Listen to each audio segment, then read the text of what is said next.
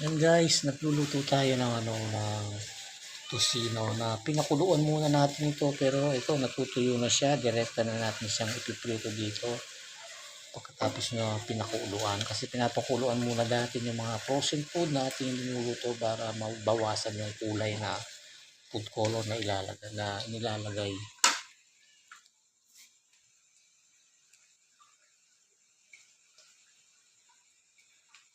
Yan.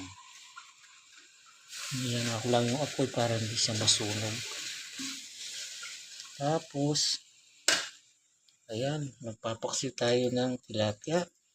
Naglagyan na tayo ng luya sa ilalim, tsaka sibuyas. Tapos, nilagyan na natin ng paminta. Ayan, yung paminta stateside na durog. Tsaka nilagyan na rin natin siya ng suka. And then, panghuli yung ating mga magic sarap.